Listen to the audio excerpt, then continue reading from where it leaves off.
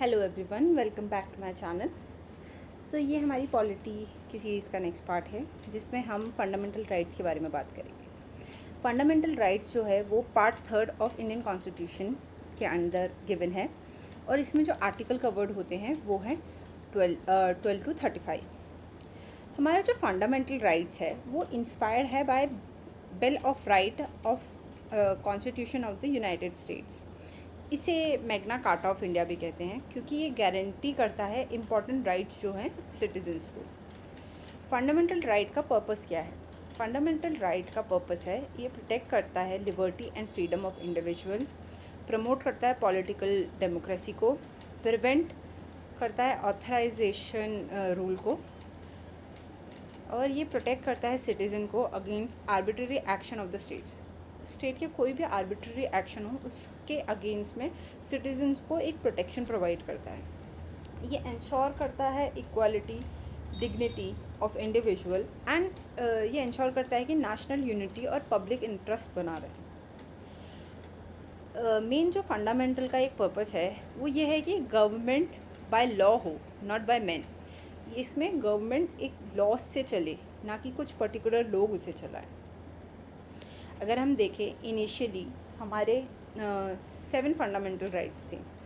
Right to equality जो कि 14 article से 18 आर्टिकल में दिया गया है। Right to freedom 19 to 22। Right against exploitation 23 to 24। Right to freedom of religion 25 से 28। Cultural educational and educational right 29 से 30। Right to property 31 and right to constitutional remedy 32। But by 44th constitutional amendment 1978 जो right to property था उसे remove कर दिया गया fundamental right से और उसे एक लीगल राइट बना दिया गया अंडर आर्टिकल 300A जो कि पार्ट 12 के अंडर आता है। तो ये हमारे कुछ टोटल फंडामेंटल राइट्स हैं। पहले हमारे इनिशियली 7 फंडामेंटल राइट थे, फिर हमारे bye 44th amendment 6 fundamental rights बचे हैं। अब हम बात करते हैं जो हमारे फंडामेंटल राइट्स हैं उनका फ़ीचर क्या है। तो हम बात करें हमारे फीचर्स ऑफ फंडामेंटल राइट्स की, तो जो हमारा फर्स्ट फीचर अगर इसमें आता है वो है available to citizen and foreigners. हमारी जो फंडामेंटल राइट्स हैं वो फॉरेनर्स और सिटीज़न दोनों के लिए अवेलेबल हैं। हाँ, कुछ राइट्स ओनली सिटीजन्स के लिए हैं, बट फॉरेनर और लीगल जो पर्सन हैं उनके लिए भी कुछ राइट्स आपके अवेलेबल होते हैं। सेकेंड हमारा फीचर अगर हम देखें तो वो है हमारे फंडामेंटल राइट एब्सोल्यूट नहीं है। फंडामेंटल राइट्स रीज़नेबल रिस्ट्रिक्शंस के साथ आते हैं जो कि स्टेट लगाता है, क्योंकि आप फंडामेंटल राइट के अकॉर्डिंगली आप कुछ भी नहीं कर सकते हो। आपके पास राइट है तो आपको एक रीज़नेबल रिस्ट्रिक्शंस के अंदर, एक लिमिटेशंस के अंदर ही उन राइट्स को आप यूज़ कर सकते हो। कोर्ट डिसाइड करता है वेदर ये जो रिस्ट्रिक्शंस हैं वो रीज़नेबल हैं या नहीं हैं, और एक तरीके से इसमें बैलेंस स्ट्राइक किया जाता है कि इंडिविजुअल लिबर्टी और सोशल कंट्रोल दोनों बराबर रहें।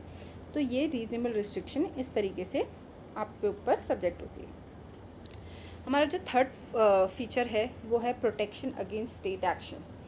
फंडामेंटल राइट जो है वो प्रोटेक्ट करता है इंडिविजुअल की को from arbitrary state action. State के कोई भी एक्शंस हों, स्टेट कोई लॉ निकालता है या कुछ एग्जीक्यूशन करता है, कुछ इन्फोर्समेंट करता है, तो इंडिविजुअल्स के फंडामेंटल राइट्स उन्हें उन एक्शन से प्रोटेक्ट करते हैं। जो भी some rights are also enforceable against private individual. कुछ राइट जो हमारे फंडामेंटल राइट्स हैं वो प्राइवेट इंडिविजुअल्स पे भी होते हैं। सिर्फ स्टेट एक्शन या गवर्नमेंट एक्शंस के लिए ही ये फंडामेंटल राइट प्रोटेक्ट नहीं करते हैं, ये प्राइवेट इंडिविजुअल से भी प्रोटेक्ट करते हैं। अगर हम नेगेटिव और पॉजिटिव राइट्स का इसमें डिस्टिंग्विश देखें तो नेगेटिव राइट वो होते हैं जो रिस्ट्रिक्ट करते हैं अथॉरिटी ऑफ स्टेट को, और पॉजिटिव राइट वो होते हैं जो प्रोवाइड करते हैं प्रिविलेज टू इंडिविजुअल्स को। तो हमारे फंडामेंटल राइट्स में कुछ प्रिविलेजेस और कुछ रिस्ट्रिक्शंस दोनों तरीके से इंडिविजुअल्स पे होती है। अगर हम फिफ्थ फीचर की बात करें तो वो ये है कि ये जस्टिसेबल राइट्स होते हैं। अगर हमारे फंडामेंटल राइट्स का वायलेशन होता है तो हम किसी भी कोर्ट को एक्सेस कर सकते हैं, अप्रोच कर सकते हैं हमारे फंडामेंटल राइट वायलेट होने में। इसी में हम अगर 6 फीचर भी देखें तो वो भी सेम है, ये प्रोटेक्टेड होते हैं बाय सुप्रीम कोर्ट। हम डायरेक्टली सुप्रीम कोर्ट को एक्सेस कर सकते हैं, अप्रोच कर सकते हैं हमारे फंडामेंटल राइट की वायलेशन पे। नाउ नेक्स्ट हमारा जो इसका फीचर है वो ये है कि ये परमानेंट नहीं है। फंडामेंटल राइट पार्लियामेंट से, फंडामेंटल राइट को पार्लियामेंट कभी भी अमेंड कर सकता है। हाँ, ये अमेंडमेंट एक कोई ऑर्डिनरी लॉ की तरह नहीं, इसमें अमेंडमेंट हो तो जो हमारा बेसिक स्ट्रक्चर ऑफ कॉन्स्टिट्यूशन है उस पर कोई भी डैमेज ना आए तो हमारे फंडामेंटल राइट अमेंड हो सकते हैं, इसीलिए हमारे फंडामेंटल राइट परमानेंट नहीं है। अगर हम नेक्स्ट फीचर की बात करें तो ये है कि सस्पेंशन ड्यूरिंग इमरजेंसी। हमारे फंडामेंटल राइट इमरजेंसी के टाइम पे सस्पेंड हो जाते हैं। दो आर्टिकल 20 एंड 21 हमारे कभी भी सस्पेंड नहीं होते हैं, चाहे नेशनल इमरजेंसी हो, कोई वॉर, एक्सटर्नल एग्रेशन हो या आर्म्ड रिबेलियन हो। 20 और 21 हमारे को हमेशा मिलते हैं, हम वो राइट हमेशा हमारे पास होते हैं। बट आर्टिकल 19 जो है वो सिर्फ सस्पेंड होता है वॉर और एक्सटर्नल एग्रेशन के टाइम पे, तब नहीं जब आर्म्ड रिबेलियन हो। तो हमारे सस्पेंशन और ड्यूरिंग इमरजेंसी ये फीचर है। अब लिमिटेड बाय सर्टेन आर्टिकल्स, जो हमारे फंडामेंटल राइट्स हैं वो कुछ आर्टिकल्स के वजह से लिमिटेड हैं। जैसे आर्टिकल हमारा 31A हो गया, उसमें है saving of laws providing for acquisition of estates. जो भी लॉज प्रोवाइड करे जा रहे हैं किसी एक्विजिशन ऑफ एस्टेट्स के लिए, वो 31B बताता है validation of certain acts and regulation included in 9th schedule. जो 9th शेड्यूल के अंदर हमारे एक्ट्स और रेगुलेशन इंक्लूड किए गए हैं उनके ऊपर, क्योंकि 9th शेड्यूल में आप सुप्रीम कोर्ट नहीं जा सकते हो जुडिशियल रिव्यू के लिए। तो ये हमारा जो लॉ है इस तरीके से फंडामेंटल राइट को लिमिट करता है। अगर हम आर्टिकल 31C की बात करें तो saving of law giving effects to certain directive principle, ये लॉ कुछ डायरेक्टिव प्रिंसिपल के ऊपर इफेक्ट को सेव करता है। तो ये जो ये जो आर्टिकल्स हैं ये प्रोटेक्ट करते हैं सर्टेन लॉज को from being challenge. Judicial review के लिए कोई लॉ ना जाए, इस चीज़ से ये आर्टिकल्स हमारे प्रोटेक्ट करते हैं, इसीलिए ये लिमिटेड एक फ़ीचर ये भी है। अगर हम नेक्स्ट फीचर की बात करें तो वो है रिस्ट्रिक्शंस फॉर आर्म्ड फोर्सेस। जो पार्लियामेंट है वो कुछ राइट्स का रिस्ट्रिक्शन लगाती है आर्म्ड फोर्सेस पे। Armed forces, police forces, intelligence agencies और पार्लियामेंट्री फोर्सेस जो होती हैं, पैरा मिलिट्री फोर्सेस जो होती हैं हमारी, आर्टिकल 33 के अंदर उनके ऊपर इन राइट्स में कुछ रिस्ट्रिक्शंस हैं और वो उस रिस्ट्रिक्शंस के अंदर रह के ही अपने राइट्स को यूज़ कर सकते हैं। तो ये रिस्ट्रिक्शंस आर्म्ड फोर्सेस पे होती हैं। नेक्स्ट जो हमारा फीचर है वो है restriction during martial law. Rights may be restricted during martial law. Article 34 के अंदर मार्शल लॉ की बात करी गई है, जिसमें कहा गया है कि मार्शल लॉ के टाइम पे जो हमारे फंडामेंटल राइट्स हैं वो बहुत रिस्ट्रिक्ट हो जाते हैं। Military rule impose under abnormal circumstances to restore order.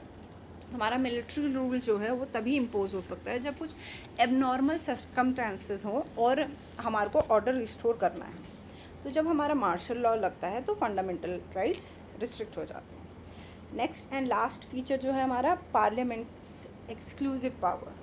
Parliament के पास एक एक्सक्लूसिव पावर है for some rights needs law for enforcement.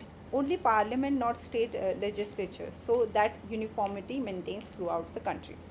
कुछ राइट्स में हमारे को लॉ इन्फोर्समेंट कराना पड़ता है, उसको लॉज को इन्फोर्स कराने के लिए आपको कुछ राइट्स में ज़रूरत होती है।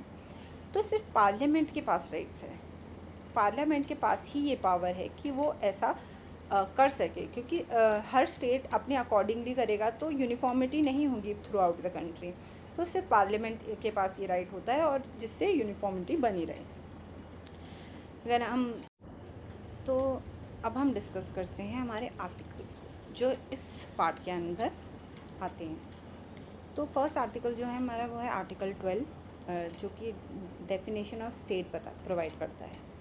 तो जो द टर्म है स्टेट फंडामेंटल राइट्स में जो इंक्लूडेड है वो इंक्लूड करता है union government, state government, local authorities and other authorities. Union government यानी हमारी government and parliament of India, state government government and legislature of state, local authorities, municipalities, panchayat, district boards etcetera. और जो हमारी other authorities इसमें आती हैं वो है LIC, ONGC, SAIL etcetera. Statutory और नॉन स्टैट्यूटरी अथॉरिटीज़ इसके अंदर आती हैं। तो जो हमारा स्टेट है वो इन सब चीज़ों को इंक्लूड करता है, जो कि आर्टिकल 12 के अंडर आते हैं। According to Supreme Court, even a private body और an agency working as an instrument of the state can be treated as state. तो ये हमारा आर्टिकल 12 हो गया। अब हम आर्टिकल 13 की बात करते हैं, जो कि कहता है law inconsistent with fundamental rights को डिस्क्राइब करता है। ये डिक्लेयर करता है जो भी लॉ इनकंसिस्टेंट हैं with or in derogation of any of the fundamental right shall be void. Establishes the doctrine of judicial review. ये जुडिशल रिव्यू के डॉक्ट्रिन को इस्टेब्लिश करता है। ये बोलता है कि कोई भी लॉ जो कि फंडामेंटल राइट्स के डेरोगेशन में है या इनकंसिस्टेंट है उससे, वो वॉइड, वो नल एंड वॉइड हो जाएंगे। वो राइट्स, वो लॉज कभी भी आपके इन्फोर्स नहीं हो सकते। ऐसे जुडिशल रिव्यू को वो मिलता है, जैसे कि सुप्रीम कोर्ट ऑफ इंडिया के पास जुडिशल रिव्यू की पावर है आर्टिकल 32 के अकॉर्डिंगली, एंड हाई कोर्ट्स के पास वो है आर्टिकल 226 के अकॉर्डिंगली। तो इससे जो हमारा सुप्रीम कोर्ट है वो जुडिशल रिव्यू करेगा उन लॉज का, अगर वो फंडामेंटल राइट्स के साथ इनकंसिस्टेंट है तो उसे वॉइड कर देगा, वॉइड डिक्लेयर कर देगा। Court can declare laws unconstitutional और इनवैलिड। अगर हम यहाँ पे बात करें जो वर्ड लॉ है अंडर आर्टिकल 13, वो क्या क्या है? Permanent law, act pass by parliament या state legislature, temporary laws, ordinance जो होते हैं, और delegated legislations, rules, regulation, notification, by laws, custom and usage, traditions having force of law. ये जितने भी लॉज हैं, ये जो हमारे 4 कैटेगरीज यहाँ डिस्क्राइब हैं, वो आर्टिकल 13 के अंदर लॉ टर्म के अंदर डिस्क्राइब होते हैं। अगर हम इनिशियली देखें, जो कॉन्स्टिट्यूशन अमेंडमेंट है वो not considered law under article 13, but Kesavananda Bharati case जो था 1973 का, उससे कॉन्स्टिट्यूशन अमेंडमेंट को भी चैलेंज किया जा सकता है अगर वो वॉयलेट करते हैं basic structure of the constitution को। तो यहाँ से हमारे कॉन्स्टिट्यूशन अमेंडमेंट भी जुडिशियल रिव्यू के अंडर आ गए। नाउ अब हम बात करेंगे हमारा फर्स्ट जो राइट टू इक्वालिटी हमारा पार्ट है उसके बारे में, जिसके अंदर आर्टिकल आते हैं article 14 to 18। Right to equality provide होता है अंडर आर्टिकल 14 to 18 हमारे पार्ट 3 और इंडियन कॉन्स्टिट्यूशन में। ये इंश्योर करता है इक्वालिटी बिफोर लॉ और equal treatment, equal opportunities and removal of social discrimination. हमारी सोसाइटी में से सोशल डिस्क्रिमिनेशन हटे, इक्वल अपॉर्चुनिटीज़ सबको मिले, मेल फीमेल या किसी भी कास्ट के अकॉर्डिंगली नहीं, सबको इक्वल अपॉर्चुनिटीज़ मिले, इक्वल ट्रीटमेंट हो सबका, और इक्वालिटी हो बिफोर लॉ, लॉ के सामने सब इक्वल। हमारा ये राइट टू इक्वालिटी ये इंश्योर करता है। हम आर्टिकल 14 के अंदर देखें तो equality before law and equal protection of law. Article 14 जो है वो स्टेट करता है that state shall not deny to any person equality before law और इक्वल प्रोटेक्शन ऑफ लॉ। कोई भी स्टेट जो है वो किसी भी इंसान को इक्वालिटी बिफोर लॉ और equal protection of law deny नहीं कर सकता। Applicable to all person whether citizen, foreigner और लीगल पर्सन, या कोई भी सिटीज़न हो, फॉरनर हो या लीगल पर्सन हो, उसे ये लॉ आर्टिकल 14 के तहत ये डिनाई नहीं किया जा सकता है। अब हमारे यहाँ पे 2 कॉन्सेप्ट आ रहे हैं आर्टिकल 14 के अंदर। एक आ रहा है इक्वालिटी बिफोर लॉ और एक आ रहा है इक्वल प्रोटेक्शन ऑफ लॉ। अगर हम इक्वालिटी बिफोर लॉ के बारे में बात करें तो वो ब्रिटिश कॉन्सेप्ट है, वो हमने ब्रिटेन से लिया है, और ये एक तरीके से नेगेटिव कॉन्सेप्ट है क्योंकि इसमें कोई भी स्पेशल प्रिविलेज किसी को एक तो दी नहीं जा रही, और जो सारे सब्जेक्ट्स हैं वो ऑर्डिनरी लॉ के लिए सब्जेक्ट होते हैं। वहीं हम इक्वल प्रोटेक्शन ऑफ लॉ देखें तो अमेरिकन कॉन्सेप्ट है, और एक ही पॉजिटिव कॉन्सेप्ट है क्योंकि इक्वल इसमें ट्रीटमेंट दी जाती है सिमिलर सिचुएशंस के अकॉर्डिंगली। वहीं इक्वालिटी बिफोर लॉ में सबको इक्वली ट्रीट किया जाता है, उनकी सिचुएशंस को कंसिडर ना करते हुए। यहाँ पे सिचुएशंस को कंसिडर करते हुए ट्रीटमेंट दिया जाता है। तो सिमिलर लॉज अप्लाइड इक्वली।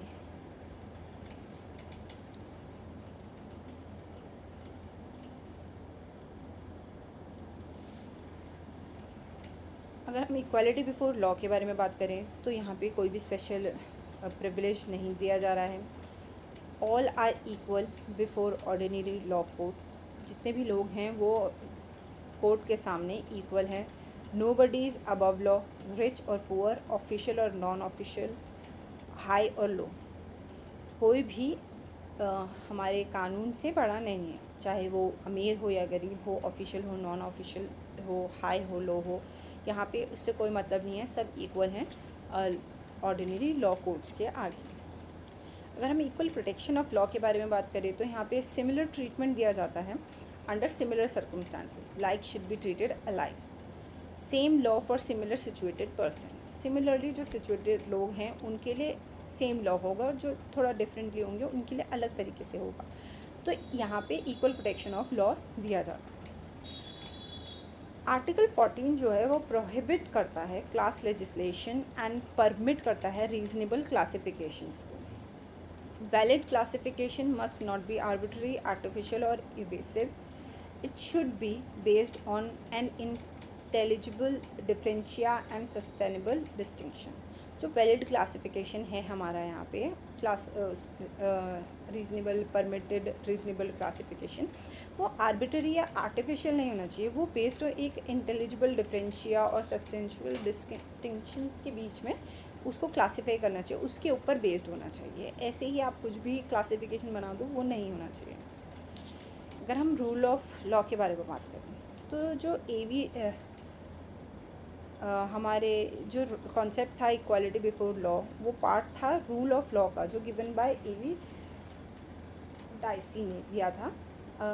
जो element of rule of law थे उसमें फर्स्ट एलिमेंट जो हमारा था वो था absence of arbitrary power, no punishment without breach of law.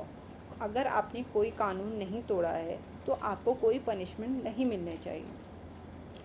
Equality before law, equal subjection of all person to ordinary law. Equal subjection होना चाहिए हर इंसान का ऑर्डिनरी लॉ के लिए। और प्राइमेसी ऑफ इंडिविजुअल राइट्स। जो द कॉन्स्टिट्यूशन है वो रिजल्ट है the rights of the individual as defined and enforce by the court. ये ब्रिटेन में कहा जाता है जो कॉन्स्टिट्यूशन है वो रिजल्ट है राइट्स ऑफ द इंडिविजुअल्स का, जैसे वो डिफाइन हुए या कैसे एनफोर्स हुए बाय द कोर्ट्स। तो यहाँ पे सुप्रीमेसी ऑफ इंडिविजुअल राइट्स दिया गया। तो जो इंडियन कॉन्स्टिट्यूशन में या इंडियन सिस्टम में हमने जो एलिमेंट एप्लीकेबल हैं वो है फर्स्ट और second, absence of arbitrary power और इक्वालिटी बिफोर लॉ। बट जो थर्ड वन है जो प्राइमेसी ऑफ इंडिविजुअल राइट्स है वो हमारे इंडियन सिस्टम में एप्लीकेबल नहीं है। इंडियन सिस्टम में जो कॉन्स्टिट्यूशन है is the source of the individual right. Constitution source of individual rights का है, ना कि जो कॉन्स्टिट्यूशन है वो result of rights of the individual है। वहीं हमारे सुप्रीम कोर्ट ऑफ इंडिया ने डिक्लेयर किया था rule of law is the part of basic structure of the constitution को भी। अगर हम एक्सेप्शन देखें इक्वालिटी बिफोर लॉ के तो वो ये होंगे। फर्स्ट हमारा एक्सेप्शन है immunities of president and governor under article 361। जो हमारे प्रेसिडेंट ऑफ इंडिया हैं और गवर्नर हैं वो इंजॉय करते हैं कुछ प्रिविलेजेस। एक no court answerability for official acts. कोई भी ऑफिशियल एक्ट्स होते हैं तो कोई भी कोर्ट उनसे कोई क्वेश्चन नहीं पूछ सकता है। कोई भी क्रिमिनल प्रोसीडिंग्स उनके खिलाफ उनके टर्म के ड्यूरिंग नहीं हो सकती है। कोई भी अरेस्ट और इम्प्रिजनमेंट उनके टर्म के ड्यूरिंग नहीं हो सकता है। सिविल प्रोसीडिंग्स हो सकती हैं बट वो भी 2 मंथ प्रायर नोटिस के बाद। तो ये इम्यूनिटीज़ हमारे प्रेसिडेंट और गवर्नर को अंडर आर्टिकल 361 दी जाती हैं, जो कि exception of equality before law के में आती है। हमारा जो सेकंड एक्सेप्शन है वो है protection for publication of legislative proceedings. Article 361A में no liabilities for publishing substantially true reports of parliament proceeding or state legislature proceeding. यहाँ पे प्रोटेक्शन दिया जाता है पब्लिकेशन ऑफ लेजिस्लेटिव प्रोसीडिंग्स का। कोई भी लाइबिलिटी, कुछ भी जो रिपोर्ट्स हैं पार्लियामेंट की प्रोसीडिंग्स की, उनको पब्लिश करने के लिए नहीं होंगी अंडर आर्टिकल 361। नेक्स्ट जो हमारा एक्सेप्शन है वो है प्रिविलेज ऑफ एमपीज़। आर्टिकल 105 में एमपीज़ का प्रिविलेज डिस्क्राइब होता है, जो कि ये है कि no court proceedings for anything said in parliament और any vote given in parliament. कोई भी कोर्ट प्रोसीडिंग्स नहीं हो सकती है किसी भी एमपी के ख़िलाफ़ उनके पार्लियामेंट में कुछ भी बोले गए चीज़ के और या किसी उन्होंने क्या वोट दिया है उसके बेसिस पे। नेक्स्ट जो हमारा एक्सेप्शन है वो है प्रिविलेजेस ऑफ एमएलएस। आर्टिकल 194 के अंडर कोई भी कोर्ट प्रोसीडिंग्स नहीं हो सकती है किसी भी लेजिस्लेचर या वोट दिया गया है किसी भी लेजिस्लेचर में उसके हिसाब से। नाउ नेक्स्ट हमारा एक्सेप्शन है article 31C। Law implementing article 39B और article 39C can not be challenge under article 14। Article 39B और 39C के अंडर जो भी लॉ इम्प्लीमेंट होंगे वो आर्टिकल 14 के अंदर चैलेंज नहीं हो सकते। यहाँ पे हमारा equal pay, equal work, equality in article 39B और C के अकॉर्डिंगली होते हैं।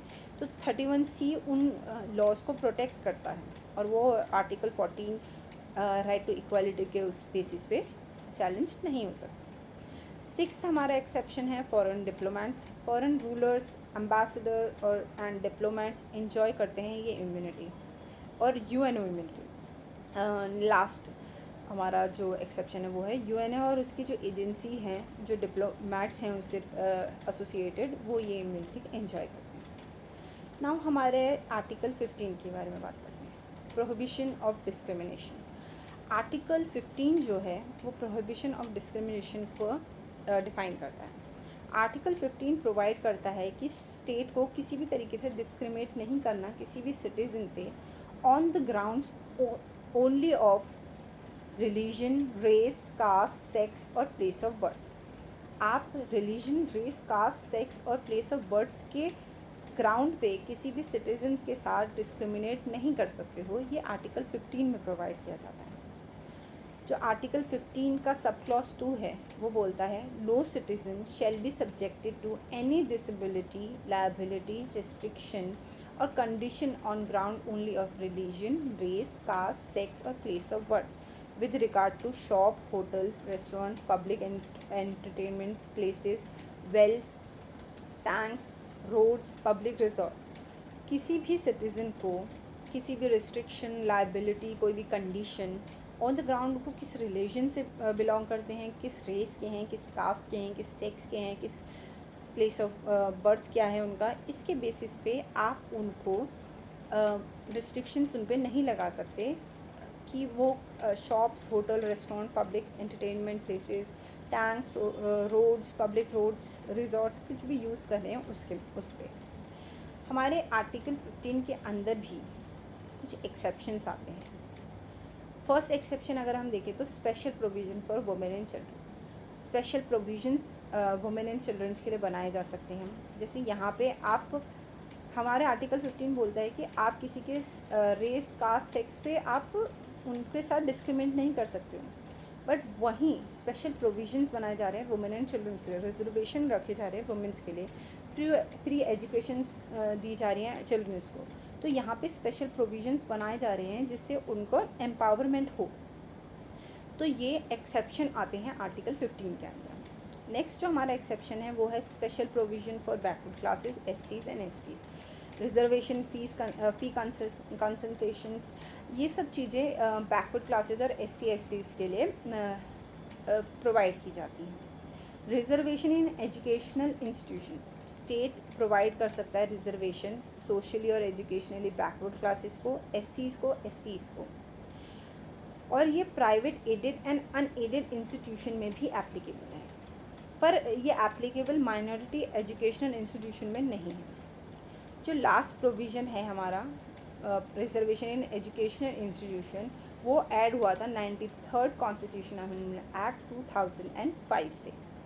जो सेंट्रल एजुकेशनल इंस्टीट्यूशन एक्ट है 2000 प्रोवाइड करता है 27% रिजर्वेशन फॉर OBCs, जो कि एप्लीकेबल है IIT, IIM, central educational institution सब में।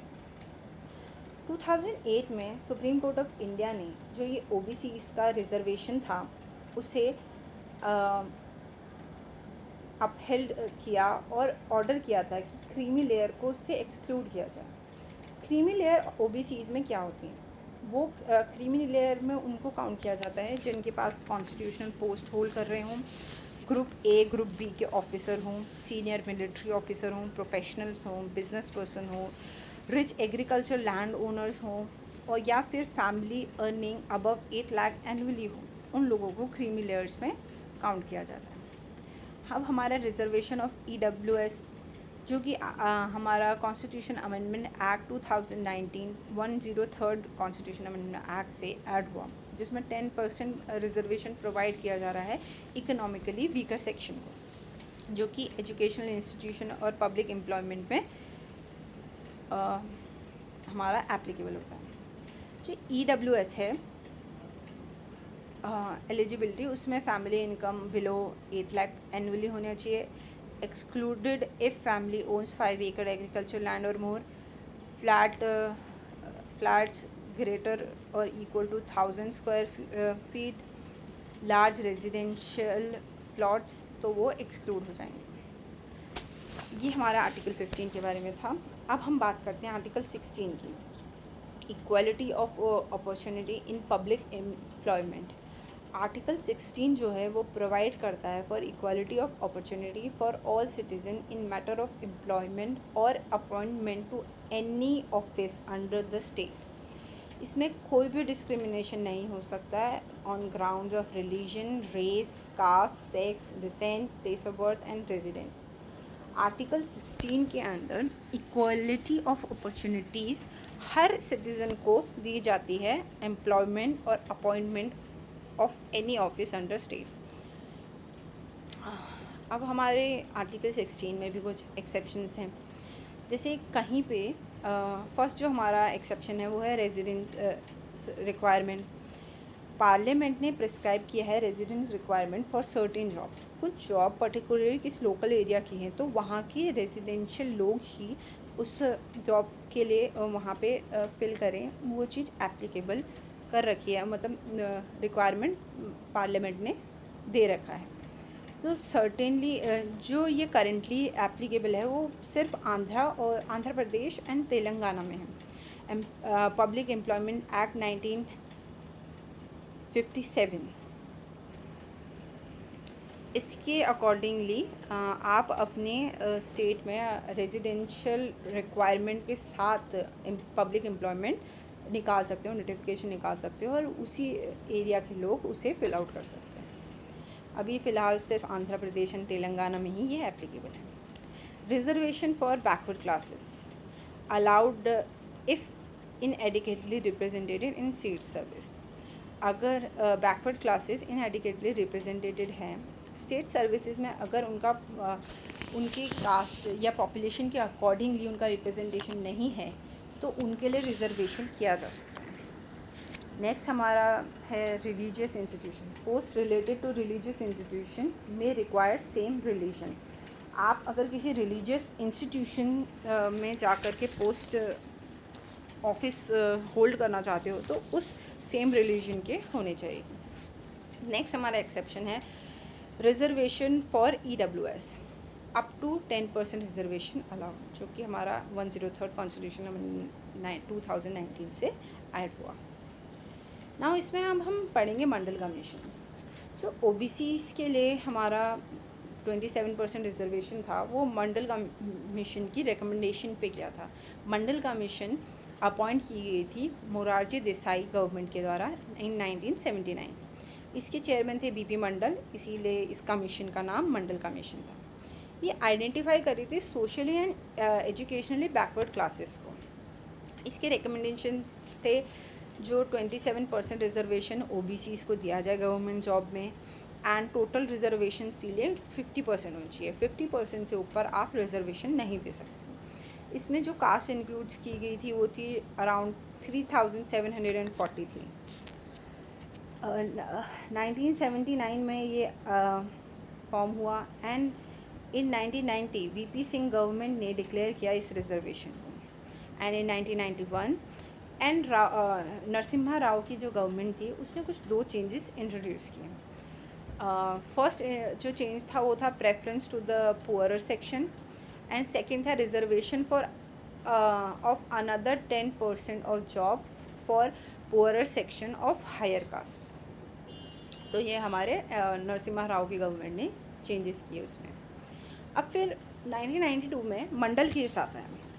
सुप्रीम कोर्ट ऑफ इंडिया ने अपहेल्ड किया 27% रिजर्वेशन विद कंडीशन, जिसमें उन्होंने एक्सक्लूड किया क्रीमी लेयर को, और रिजर्वेशन में नो रिजर्वेशन इन प्रमोशंस में रिजर्वेशन ना हो, चाहे उनकी इनिशियल पोस्टिंग्स में हो, इनिशियल आप उन्हें रिजर्वेशन देख रहे हो पर प्रमोशंस में मत दो। And total reservation less than और इक्वल टू होना चाहिए 50% की।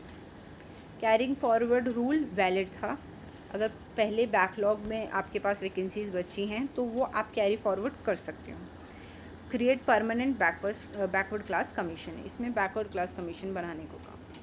तो गवर्नमेंट के जो एक्शन थे ये एससी रूलिंग्स के, उसके बाद जो एक्शंस थे वो ये थे। राम नंदन कमेटी बनी जिसने आइडेंटिफाई किया क्रीमी लेयर को। फिर 1993 में National Commission for backward Classes establish हुआ।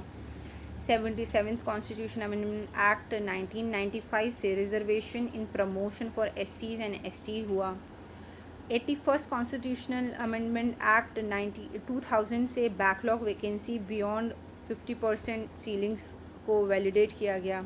85th कॉन्स्टिट्यूशनल अमेंडमेंट एक्ट 2001 से कॉन्सिक्वेंशनल सीनियरिटी इंट्रोड्यूस की। 102nd कॉन्स्टिट्यूशनल अमेंडमेंट एक्ट 2018 से constitutional status of national Commission for backward classes को दिया गया। 103rd कॉन्स्टिट्यूशनल अमेंडमेंट एक्ट 2019 से 10% EWS रिजर्वेशन दिया गया। तो ये थे हमारे रिजर्वेशन और आर्टिकल 16 के अंडर आने वाली रूल्स और एक्सेप्शंस।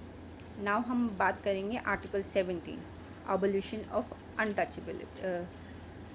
आर्टिकल 17 में अनटचेबिलिटी को अबॉलिश करने के लिए और forbid in practice in any form, किसी भी तरीके की अनटचेबिलिटी प्रैक्टिस को करना और कोई भी ऐसी प्रैक्टिस करना वो फॉरबिड किया गया। इस तरीके की कोई भी प्रैक्टिस अगर की गई तो वो पनिशेबल थी। इन 1976 अनटचेबिलिटी ऑफेंस एक्ट 1955 को रीनेम किया गया protection of civil right act 1955 से। सुप्रीम कोर्ट ने हेल्ड किया कि आर्टिकल 17 जो है वो एनफोर्सेबल है against private individual also and state must ensure protection. State ensure करे सबका प्रोटेक्शन और ये प्राइवेट इंडिविजुअल्स पे भी एनफोर्सेबल है, ये सुप्रीम कोर्ट ने अपहेल्ड किया। नाउ ये हमारा आर्टिकल 17 था जिसमें अनटचेबिलिटी अबॉलिश की गई। नाउ आर्टिकल 18 में हमारा अबोलिशन ऑफ टाइटल्स हुआ। ये अबॉलिश करता है टाइटल्स को and state can not confer title except military titles and academic distinction. आपके मिलिट्री जो टाइटल्स हैं, जैसे आप लेफ्टिनेंट बनते हैं, लेफ्टिनेंट बनते हैं, lieutenant colonel, major, lieutenant general, आप जो भी बन रहे हैं वो टाइटल्स आपको मिल सकते हैं। एकेडमिक डिस्टिंक्शन जैसे आप MBBS करके डॉक्टर बनते हैं, तो ये सब आपको टाइटल्स मिल सकते हैं। बट कोई भी ऐसे टाइटल्स दूसरे जो ना स्टेट कंफर्म कर सकता है और ना ही वो टाइटल अब चलेंगे, ऐसा आर्टिकल 18 बताता है। और जो सिटीजन्स हैं वो फॉरेन से दिए गए टाइटल को भी एक्सेप्ट नहीं कर सकते हैं। फॉरेनर्स जो हमारे स्टेट के ऑफिस होल्ड करते हैं उनको प्रेसिडेंट के कंसेंट की ज़रूरत है अगर कोई फॉरेन में उनको टाइटल दिया जा रहा है। कोई नो गिफ्ट और offices from foreign state without president's permission. President की परमिशन के बिना आप किसी भी स्टेट से आप गिफ्ट्स ऑफ फॉरेन स्टेट से नहीं ले सकते। टाइटल अबॉलिश, महाराजा, राय बहादुर, दीवान बहादुर, ये सब टाइटल इस आर्टिकल 18 के अकॉर्डिंगली अबॉलिश हो जाते हैं। इसके बाद हमारा आया national award case 1996 supreme court of India ने अपहेल्ड किया वैलिडिटी ऑफ भारत रत्न, पद्म विभूषण, पद्म भूषण, पद्मश्री को। ये क्योंकि ये अवार्ड थे, कोई हेरिडेटरी टाइटल नहीं थे, बट इनको प्रीफिक्स एंड सफिक्स की तरह यूज़ करने के लिए मना किया गया। तो ये हमारा नेशनल अवार्ड केस था। तो ये अभी हमने इस क्लास में आर्टिकल 18 तक पढ़ा। अब नेक्स्ट क्लास में हम आर्टिकल 19 से पढ़ेंगे। Thank you so much.